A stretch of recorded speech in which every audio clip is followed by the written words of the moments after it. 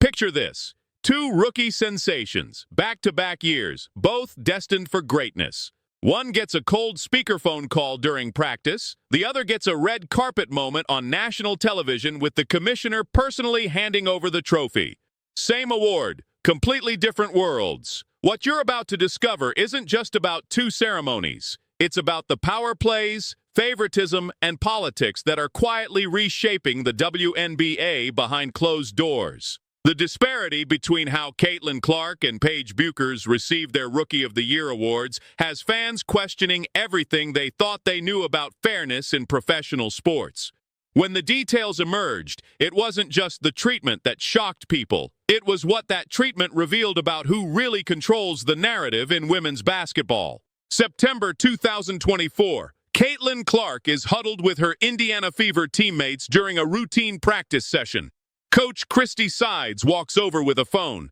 "Commissioner wants to say something," she announces casually. That's it. No cameras rolling, no fanfare. Just a speakerphone call that would change Clark's life forever. The woman who single-handedly brought record-breaking viewership to the WNBA found out she was Rookie of the Year, the same way you might find out about a dentist appointment reminder. Fast forward exactly 12 months. Paige Bueckers is strutting down the spirit tunnel on the Jennifer Hudson show. Music pumping, lights flashing, audience cheering. Suddenly, Commissioner Kathy Engelbert appears with a gleaming trophy. Cameras capturing every smile, every handshake, every perfectly choreographed moment. The production value looked like something straight out of the NBA Finals, not a rookie award announcement. The contrast hit fans like a freight train. Social media exploded with side-by-side comparisons that made the league's priorities crystal clear. Here was Caitlin Clark, the player who transformed empty arenas into sold-out spectacles, who made WNBA games appointment television for millions of new fans, getting treated like an afterthought. Meanwhile, Paige Bueckers, talented as she is,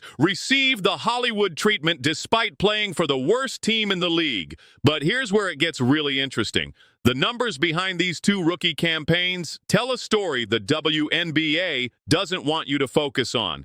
Clark didn't just put up impressive individual stats, she elevated an entire franchise. The Indiana Fever went from basement dwellers to playoff contenders, finishing 2020 and making the postseason for the first time since 2016. Her impact was measurable in wins, sellout crowds, and television ratings that shattered previous records. Paige Bueckers, despite her undeniable talent and highlight reel performances, couldn't lift the Dallas Wings above mediocrity. The team finished with a dismal 9-27 record, tied for the worst in the entire league. She became the first player in WNBA or NBA history to win Rookie of the Year while playing for a team with fewer than 10 wins. Let that sink in for a moment, the first ever.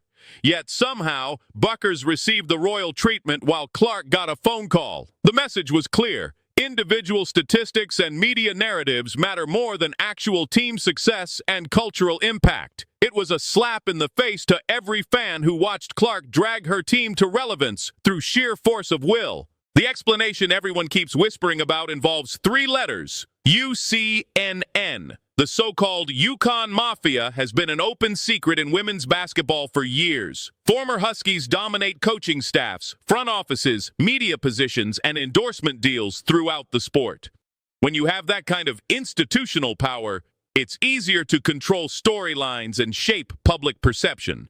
Paige Bueckers emerged from this machine already equipped with connections that most players spend years trying to build. Sue Bird, herself a UConn legend, publicly suggested that Bueckers deserved more attention and recognition. The timing of those comments, combined with the over-the-top award ceremony, felt less like organic support and more like coordinated promotion. Meanwhile, Caitlin Clark built her following from scratch. She didn't have the established network or the built-in media relationships. What she had was pure, undeniable talent that forced people to pay attention whether the establishment wanted them to or not. Her success was organic, grassroots, and impossible to ignore, which apparently made some people very uncomfortable. The corporate side tells an equally revealing story. Nike, which has deep ties to UConn's program, created custom championship-style merchandise for Bueckers' Rookie of the Year win. T-shirts, social media campaigns, the full marketing blitz. For Clark's award the previous year, radio silence, a generic acknowledgement at best. The same company that benefits from Clark's massive cultural impact couldn't be bothered to create special merchandise for the player who literally saved their league partner from irrelevance. This wasn't oversight or coincidence. This was calculated business strategy designed to elevate certain players while downplaying others. When you control the narrative through media relationships and corporate partnerships, you can manufacture excitement around anyone you choose, regardless of what they've actually accomplished on the court. Commissioner Kathy Engelbert's role in all this is particularly galling. The same woman who couldn't be bothered to show her face for Clark's announcement personally flew across the country to hand Bueckers her trophy on national television. The optics couldn't have been worse if they tried. It was like watching a parent obviously favor one child over another at Christmas morning.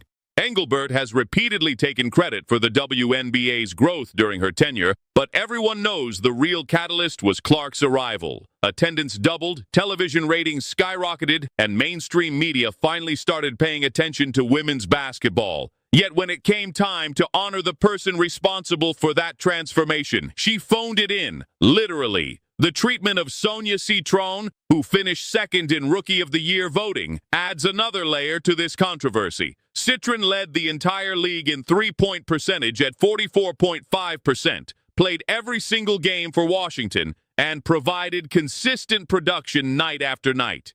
She received exactly 2 votes out of 72. 2. The same number Angel Reese got the previous year, despite Clark's historically dominant season.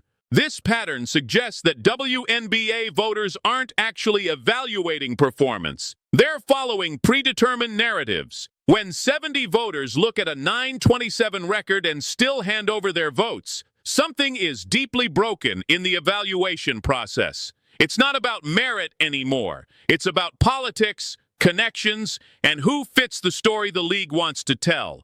The real tragedy here isn't just the disrespect shown to Clark, it's what this reveals about the WNBA's priorities. Instead of celebrating organic growth and genuine impact, they're trying to manufacture stars through media manipulation and corporate partnerships. They're more interested in controlling the narrative than honoring the players who actually move the needle.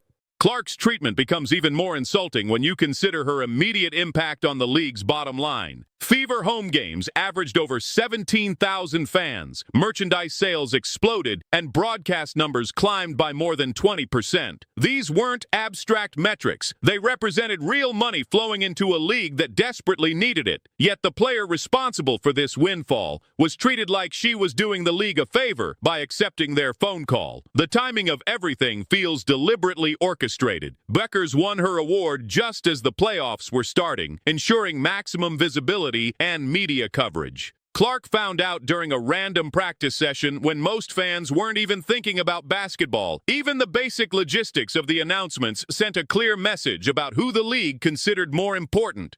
What makes this even more frustrating is that both players are incredibly talented and deserving of recognition. This isn't about diminishing Bueckers' accomplishments or questioning her ability. She's a phenomenal player who will likely have a successful career. But talent alone shouldn't determine how awards are presented. Impact should. And the impact disparity between these two rookies couldn't be more obvious. The backlash from Clark's fan base has been swift and merciless. Social media platforms flooded with comparisons, side-by-side photos, and angry analyses of the different treatment. Fans aren't stupid. They can see when their favorite player is being disrespected, and they remember.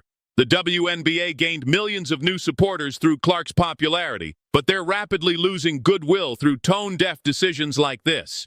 Looking forward, this controversy sets a dangerous precedent. If team success doesn't matter, if cultural impact is irrelevant, if political connections trump actual performance, then what message does that send to future rookies? Why bother trying to elevate your franchise when individual statistics on a terrible team will get you the same recognition? The WNBA is at a crossroads. They can continue down this path of manufactured narratives and political favoritism, alienating the organic fan base that Clark brought to the sport, or they can recognize that authenticity and merit-based recognition are what actually build lasting fan loyalty. The way they handle situations like this will determine whether the league's recent growth was a sustainable transformation or just a temporary spike. For Caitlin Clark, this disrespect might actually work in her favor long-term. Nothing motivates elite competitors like feeling overlooked and undervalued. The phone call that was meant to diminish her moment has instead become a rallying cry for everyone who believes talent and impact should speak louder than politics and connections. The 2025 season will be fascinating to watch. Clark will undoubtedly be motivated to prove that her success wasn't a fluke, while Bueckers will be under pressure to translate her individual accolades into team improvement. The contrast between their trajectories will either validate the league's treatment decisions or expose them as the political calculations they appear to be. This controversy represents something much bigger than 2 rookie awards. It's about the soul of professional women's basketball and whether merit or politics will determine recognition. It's about respecting the players who actually drive growth versus promoting the ones who fit predetermined narratives. Most importantly, it's about whether the WNBA learned anything from Clark's impact, or if they're determined to repeat the same mistakes that kept the league in the shadows for decades. The fans have spoken through their wallets and their attention spans.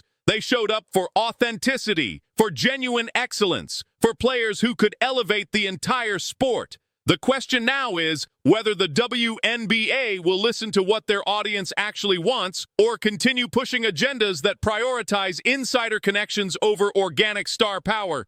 One thing is certain, the way this played out won't be forgotten. Every future award ceremony, every recognition event, every instance of league favoritism will be measured against this moment. The WNBA has shown their true priorities, and fans are taking notes. Whether they course correct or double down will determine if the Caitlin Clark era marked the beginning of lasting growth or just a missed opportunity to transform women's basketball forever. The tale of 2 ceremonies exposed more than just unequal treatment. It revealed an entire system that values connections over contributions, politics over performance, and manufactured narratives over authentic star power. That's not the foundation of a thriving professional sports league. That's the blueprint for mediocrity disguised as progress, and everyone can see right through it.